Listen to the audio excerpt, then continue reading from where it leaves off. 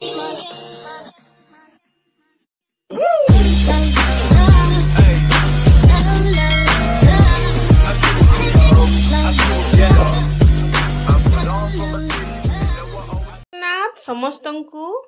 ଆମ ଘର ଆମ ବଗିଚା ଚ୍ୟାନେଲକୁ ମୁଁ ସ୍ୱାଗତ ଜଣାଉଛି। ପ୍ରଥମେ କୁହନ୍ତୁ କେମିତି ଅଛନ୍ତି? ମୁଁ ତ ମାତାରାଣୀଙ୍କ କୃପାରୁ ବହୁତ ବଢ଼ିଆ ଅଛି, ଆଉ ଆଶା କରିବି ମାତାରାଣୀଙ୍କ କୃପାରୁ ଆପଣମାନେ ବି ସମସ୍ତେ ଭଲରେ ରହନ୍ତୁ, ଭଲରେ ରୁହନ୍ତୁ। ଆଜି ହେଉଛି ମାଙ୍କର ସପ୍ତମୀ ପୂଜା, କିନ୍ତୁ ଆମର ପୀଠ ଦେବୀ ମାନଙ୍କରେ ଯେହେତୁ ଷଷ୍ଠୀ ସହିତ ସପ୍ତମୀ ମିଶିକି ଅଛି, ତ ସପ୍ତମୀ ଦିନକୁ ପାଳନ କରାଯାଉ ନାହିଁ। ଶାସ୍ତ୍ର ନିୟମ ଅନୁସାରେ ଆଜି ଷଷ୍ଠୀ ପୀଠଦେବୀ ମାନଙ୍କରେ ଷଷ୍ଠୀ କରାହେଉଛି। ଯେହେତୁ ମୁଁ ସୋମବାରରୁ ପ୍ରତିପଦ ପାଖରୁ କଳସ ସ୍ଥାପନ କରିଛି, ତ ଆଜି ମୋର ସପ୍ତମୀ ଦିନ। ଆଜି ସପ୍ତମୀ ଦିନରେ ମାଙ୍କର କାଳରାତ୍ରି ରୂପ ପୂଜା ପାଆନ୍ତି। ମା କାଳରାତ୍ରି ନିଜର ସମସ୍ତ ଭକ୍ତଙ୍କୁ ଅଭୟ ବରଦାନ ଦେବା ସହ ଗ୍ରହ ଦୋଷ ଦୂର କରିଥାନ୍ତି। ଏଥିସହିତ ଅକାଳ ମୃତ୍ୟୁରୁ ମଧ୍ୟ ଆଶ୍ରିତ ମାନଙ୍କୁ ରକ୍ଷା କରିଥାନ୍ତି। ଅଜଣା ଭୟ, ଶତ୍ରୁ ଭୟ, ମାନସିକ କଷ୍ଟ ମଧ୍ୟ ଦୂର କରିଥାନ୍ତି ମା ଅଭୟ ପ୍ରଦାନ କରି କାଳରାତ୍ରି। ଏହି ନବରାତ୍ର ପୂଜାରେ ମହାସପ୍ତମୀ ଦିନ ଅସୁରଙ୍କର ସଂହାର କରିବା ପାଇଁ ମା ଉଗ୍ର ରୂପ ଧାରଣ କରିଥିଲେ। ମାନ୍ୟତା ରହିଛି ସପ୍ତମୀ ତିଥିରେ ମାଙ୍କୁ ବିଧି ବିଧାନ ଅନୁସାରେ ବା ଭକ୍ତି ଭାବରେ ପୂଜା କଲେ ମା ପ୍ରସନ୍ନ ହୋଇଥାନ୍ତି ଆଉ ଭକ୍ତଙ୍କୁ ଆଶୀର୍ବାଦ ଦେଇଥାନ୍ତି। ଏଥିପାଇଁ ମାଙ୍କର ନାମ ଜଗତରେ ଶୁଭଙ୍କରୀ ନାମରେ ପରିଚିତ। ବିଶେଷ କରି ମାଙ୍କର ଏହି ପୂଜା ରାତ୍ରି କାଳରେ ସମ୍ପୂର୍ଣ୍ଣ ହୋଇଥାଏ। ଦେବୀ ଭାଗବତ ପୁରାଣ ଆଧାରରେ ମା କାଳରାତ୍ରି ଅଭୟ ବରଦାୟିନୀ, ମା କାଳରାତ୍ରି କାଳୀ, ମହାକାଳୀ, ଭଦ୍ରାକାଳୀ, ଭୈରବୀ, ରୁଦ୍ରାଣୀ, ଚଣ୍ଡୀ, ରୁଦ୍ରୀ ଆଉ ଚାମୁଣ୍ଡା ଆଦି ନାମରେ ବଦିତ। ଦେବୀ କାଳରାତ୍ରିଙ୍କର ଶରୀର ଅନ୍ଧାର ପରି କଳାବର୍ଣ୍ଣ, ମୁକ୍ତ କେଶୀ ଏବଂ ବେକରେ ବିଜୁଳି ପରି ଜାଜୁଲ୍ୟମାନ କରୁଥିବା ମାଳ, ମୁଖରେ କ୍ରୋଧର ଭାବ। ମା ଗଧ ଉପରେ ବିରାଜିତ। ମାଙ୍କର ଡାହାଣ ହସ୍ତ ସର୍ବଦା ଉପରକୁ ଉଠିଥାଏ। ଏହାର ଅର୍ଥ ମା ସମସ୍ତଙ୍କୁ ଆଶୀର୍ବାଦ ପ୍ରଦାନ କରୁଛନ୍ତି ଏବଂ ଡାହାଣ ପାର୍ଶ୍ୱରେ ହସ୍ତ ନିମ୍ନ ଅଭୟ ମୁଦ୍ରାରେ ରହିଥାଏ ଏବଂ ବାମ ପାର୍ଶ୍ୱର ଦୁଇ ହସ୍ତରେ ମା ଶସ୍ତ୍ର ଧରିଥାନ୍ତି। ମା ହେଉଛନ୍ତି ତ୍ରିନେତ୍ରା। ପୌରାଣିକ କଥାବସ୍ତୁ ଆଧାରରେ ଶୁମ୍ଭ ନିଶୁମ୍ଭ ଓ ରକ୍ତବୀଜଙ୍କର ସଂହାର ପାଇଁ ମା ପାର୍ବତୀ ଦୁର୍ଗାଙ୍କ ରୂପ ଧାରଣ କରିଥିଲେ। ଦୁର୍ଗାଙ୍କ ରୂପରେ ଶୁମ୍ଭ ନିଶୁମ୍ଭ ଦୁଇ ରାକ୍ଷସଙ୍କୁ ବଧ କରିଥିଲେ, କିନ୍ତୁ ରକ୍ତବୀଜକୁ ମଧ୍ୟ ବଧ କଲାବେଳେ ତା ଶରୀରରୁ ପଡ଼ୁଥିବା ରକ୍ତ ଧରାପୃଷ୍ଠରେ ପଡ଼ି ଲକ୍ଷ ଲକ୍ଷ ରକ୍ତବୀଜ ଜନ୍ମ ନେଇଥିଲେ।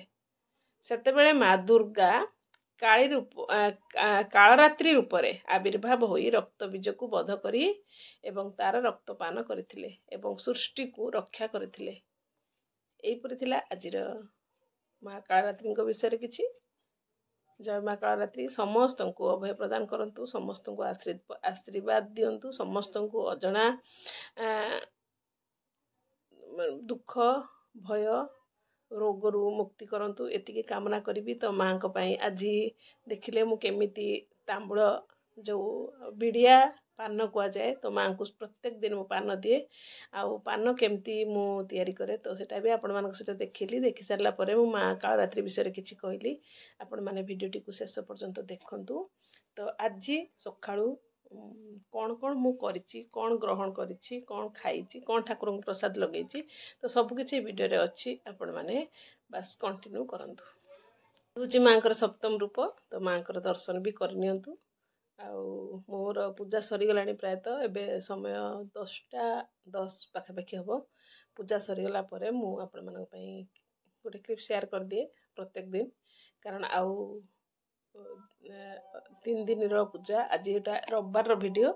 ସୋମବାର, ମଙ୍ଗଳବାର ଆଉ ବୁଧବାର ଦିନ କନ୍ୟା ପୂଜନ ପରେ ଆମର ମାତାରାଣୀଙ୍କର ବିସର୍ଜନ ହେଇଯିବ।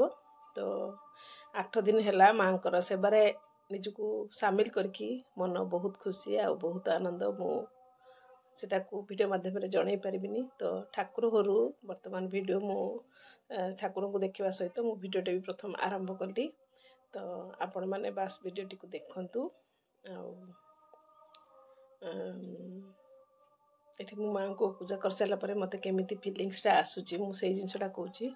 आउ एमती लागुची जे माँ पूरा पाखापाखी रोचंती सब बेले आमे शोइला बेले भी माँ को स्वप्न रे आसुचंती। आउ प्रत्येक मुहूर्त रे निद भांगी दउचंती जे उठ मते देख मते दर्शन कर। तो कौन कहबी से अपूर्व आनंद सेटा कहवा संभव नुहे। तो जहाँ भी हो मोर सामर्थ्य अनुसार मो माँ को पूजा करछि। आउ माँकर नव रूप बा नौ कन्या को मध्य मु पूजा करी। आउ जति देखले भी मन शांति हुएनी माँ को। तो पुणी अपेक्षा थाए आउ 6 मास को 6 मास पर पाखापाखि मार्च चैत्र मसरे पुणी गोटे पूजा हम। आउ वर्ष को 2 थर मो माँ को सेवा कर निजक नियोजित करे। तो से मु निजक धन्य मन करे कारण माँ ही मते एतिकी शक्ति देइचंती। से शक्ति अनुसार माँ को सेवा चले काम आरंभ करछि। आउ समापन मध्य करिया पई माँ को अनुमति मागिछि केमति निर्विघ्न रे मोर समापन कर दियंतु। तो आज सप्तमी दिन आपण तो माँ को दर्शन करंतु आशीर्वाद भी नियंतु।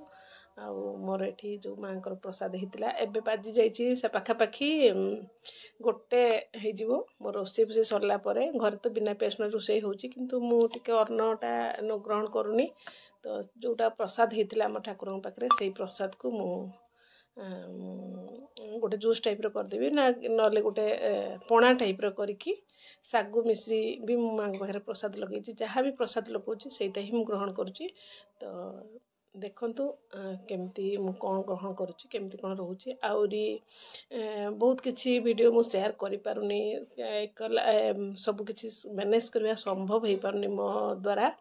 तो जेतिकी पारुछि सेतिकी आपण मानक सहित शेयर करछि। वीडियो जदि भल लागिथिबो निश्चित मते गोटे बहुमूल्यर मतामत देकी जिवे। आउ आज टिके वीडियो पोस्ट करिवार लेट हे गला सखाळु माइक बाजुथुला। तो आउ मु जो आज तो सोमवार हे गलानी एटा रविवार वीडियो आपण माने देखुचंती। तो आजिकार वीडियो आउ मंगलवार वीडियो बुधवार वीडियो प्रायतः मु दसरा पर पोस्ट करी लगुच। जदि वॉइस ओवर करि पारे तो मु पोस्ट करी नले तो कॉपीराइट लागिवार चांस अच्छी।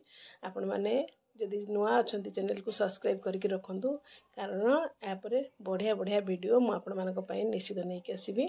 तो एबे मोर सागु पणा पई मोर प्राय फलमूल कटा सरलानी। तो ग्राइंडर जारे मु जो सागु भिजै रखितली सागु को दे देबी। तापरे मु केमती कोन करछि आपण माने वीडियो देखंतु निश्चित जानि परिबे।